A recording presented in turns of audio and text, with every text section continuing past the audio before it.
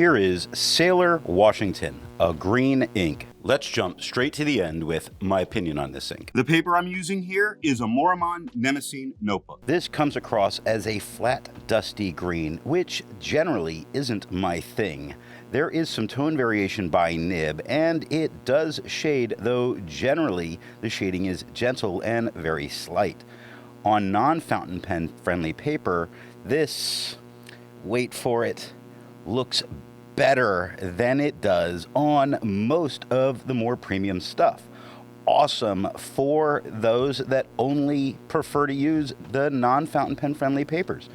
In general, I find the tone to be a little light for me, and I'll remember this if I wind up exclusively going to the Steno national brand Steno notebook. I think it looked amazing on there, so make sure you check out that part of the review.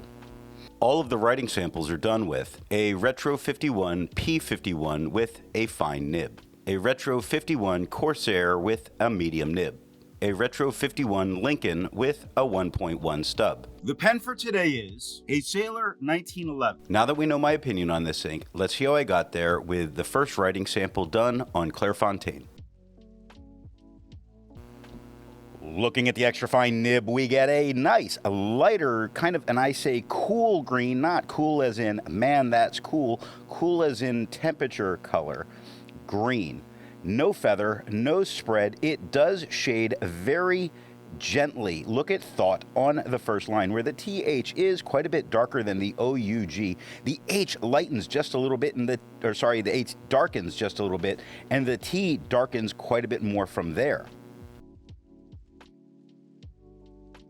Looking at the medium nib, it is a whole lot darker than it was with the extra fine. It does not feather, it does not spread.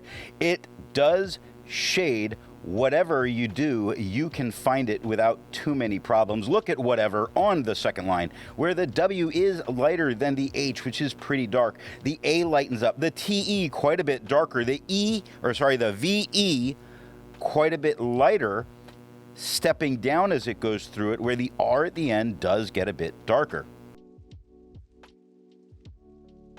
Looking at the stub nib, it is lighter than it was with the medium, about the same tone as the extra fine. It does not feather and it does not spread. In the end, you can say it is shading fairly well. Look at end on the first line, where the E is darker than the N and beginning of the D. The downstroke of that D gets quite a bit darker. Not something that leaves me unhappy when we look at unhappy on the third line, where the un is lighter. The H at the top is darker than it is at the bottom. Very light through the AP. Second P darkens a little bit, and the Y at the end, quite a bit darker. Looking at the back of the page, we get no bleeding and no ghosting. Like most inks, this one comes in a bottle. This is how the Pilot Custom 823 fits. And here is the Pelican M1000. Here is the ink level when you can no longer fill a Lamy Safari. There is approximately 7 milliliters of ink left. The next writing sample is done in a Portage Reporter's Notebook. Looking at the extra fine nib, it is the same tone as the Clairfontaine. It does not feather and it does not spread. It does shade just as well as it does on the Clairfontaine. Not something to be miserable about at all. Look at miserable on the second line, where the MI are lighter than the SE, which are a bit darker. The RA lighten up a bit. The B gets a bit darker. The LE at the end, a whole lot darker. Looking at the medium nib, it is darker than it was with the extra fine, darker than it was on the Clairfontaine. It does not feather and it does not spread. It does shade, not as well as it did with the Clairfontaine. However, the tone that I'm seeing here on the page makes me the most happy with what I'm seeing in many of the writing samples. Not all, but many of them. Looking at the stub nib, it is lighter than it was with the medium. Quite a bit, I might say. Same tone as the Clairfontaine. It does not feather and it does not spread. It does shade about as well as it does on the Clairfontaine. Take a look at about on the first line, where the A is lighter than the B, which is fairly dark. The OU lighten up quite a bit. T at the end, very dark. Beautiful about section here. Looking at the back of the page, we get no bleeding and no ghosting. There's a lot to learn by doing multiple chromatographies. The one on the left is immediately put into water for 10 to 15 seconds. The one on the right, marked with a D, is let dry for 10 minutes before putting into water. The next writing sample is done on a national brand Steno notebook. Looking at the extra fine nib, it is darker than it was on the Clairfontaine. It does not feather and it does not spread. It does shade. Most important thing to me here is how beautiful it really does look with this tone of the paper. So it is being affected by the tone some and in the best ways. I think the tone that we get through the writing here on this paper is the best that we get to see in the writing samples part of the videos. Looking at the medium nib, it is darker than it was with the extra fine, darker than it was on the Clairfontaine. It does not feather, it does not spread, it does shade, it does look about 100 times better than it did on the Clairfontaine. Really giving props to this paper, which has been generally chosen because it usually does very well with fountain pen inks, but this one really looks great on it. Looking at the stub nib, it is lighter than it was with the medium, tiny bit darker than it was on the Clairfontaine, which puts it a little lighter than it was from the extra fine. It doesn't feather, it doesn't spread, it does shade. Even with the lighter tone that we're getting here, it is easy to read on this page, easier than it was with the white paper of the Clairfontaine. The shading is very nice. It's the tone, I think, that most stands out for this ink on this paper. Looking at the back of the page, we get no bleeding, no ghosting, and have no problem continuing our notes here. Resistance tests are done to see how this ink can be expected to perform on the page, and more importantly, how hard it may be to clean from your pen. The smear is allowed to dry for 3 days before testing it. The highlighter is on the top left, pen flush is on the top right, 1/3 bleach solution is on the bottom left, and water is on the bottom right. The next writing sample is done in a Rhodia notebook. Looking at the extra fine nib, it is the same tone as the Clairfontaine. It does not feather and it does not spread. It does shade about as well as it did on the Clairfontaine. The most noticeable thing for this paper is, while it seems quite light, it does stand out against the quad rule, which, you know, as I was working through, I really didn't have great expectations for this coming into it, but it did it, so fantastic. Looking at the medium nib, it is quite a bit darker than it was with the extra fine. Same tone as the Clairfontaine. It does not feather, it does not spread, it does shade a little above what it did on the Clairfontaine. Not huge, but it's definitely there. Take a look at above on the first line, where the A is lighter than the B, which is pretty dark. The O and beginning of the V are light, fairly light. The V transitions darker, and the E at the end is quite dark. Now, the underneath shows how dark this ink could be, where the T is a nice mid-tone. The He at the end is very dark. Looking at the stub nib, it is lighter than it was with the medium. The same tone as the Clairfontaine. It does not feather, it does not spread.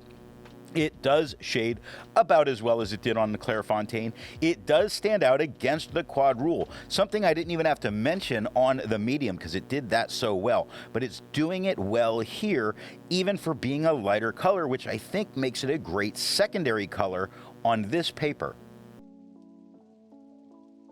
Looking at the back of the page, we get no bleeding and no ghosting.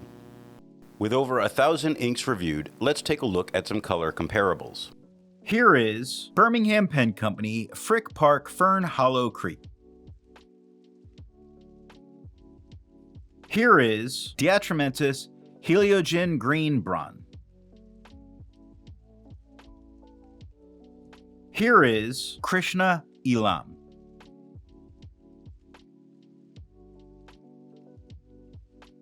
Here is Mont Blanc Daniel Defoe. The next writing sample is done in a composition lab notebook. Looking at the extra fine nib, it is a little lighter and flatter than it was on the Clairfontaine. It does not feather and it does not spread. It does shade a little bit. Most notably to me here is it doesn't stand out very well against the quad rule paper, meaning this isn't really going to be a great choice for a student if they're using this to take notes. Looking at the medium nib, it is darker than it was with the extra fine, lighter than it was on the Clairfontaine. It does not feather, it does not spread, it does shade better than it did on the Clairfontaine. It's right at that edge where most of the time I don't see the quad rule in the background. Other times I do, and with it being right on the edge, I still just don't think this has what it needs to be used in that note-taking environment for a student. Looking at the stub nib, it is lighter than it was with the medium, lighter than it was on the Clairfontaine. It does not feather, it does not spread, it does shade, not as well as it did on the Clairfontaine. It still isn't standing out against the quad rule, which is just not a good match. Looking at the back of the page, we get no bleeding and no ghosting. While it's nice to see ink in the same color family, I prefer to see ink to complement the color on the page. Here is Sailor Kin Mokusai. Here is Pelican Amethyst. Here is Mnemosyne Coalsack Nebula Twinkle. Here is Noodler's Tiananmen. The last writing sample is done on 20-pound copy paper. Looking at the extra fine nib, it is a little bit darker than it was on the Clairfontaine. Now there is a little bit of feathering and there is a little bit of spread. Both the feather and the spread I think are manageable for what we're getting here. Not the worst that we've seen, not by far. There are moments of shading that are going on, and these moments of shading aren't making the feather increase, meaning this could be a pretty good match for this paper. Looking at the medium nib, it is darker than it was with the extra fine, just a little bit darker than it was on the Clairfontaine. It does feather and it does spread. Sometimes the feathering can be a little distracting, like into on the second line or reddened on the second line, but generally it's not the end of the world if this is what was in your pen. I did say this performs fairly well on the non-fountain pen friendly paper. I'm going to call this serviceable where it's at. It does shade, and when it does shade, the feathering kind of picks up. Looking at the stub nib, it is lighter than it was with the medium, a little bit darker than it was on the Clairfontaine. It does feather, it does spread, it does have some shading that goes on. When it shades, it feathers just a little bit more, just as it has with the others. Again, I think we have an ink that could work on this paper regardless of the nib you're using.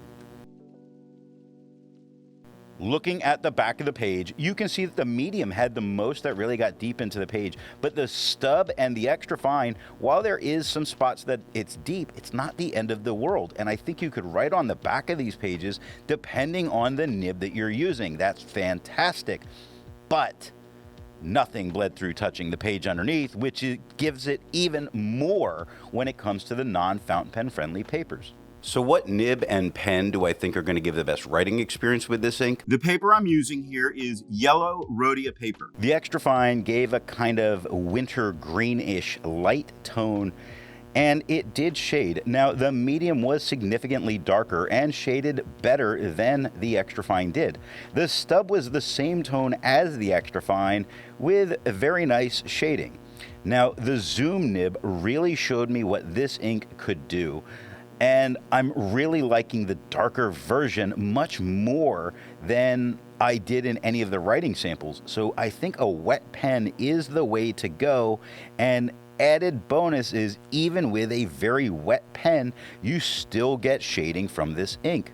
I hope you got something out of this video, and thanks for watching. I want to let you know that the best way you can support this or any channel is to let retailers know where you heard of something if you go to buy.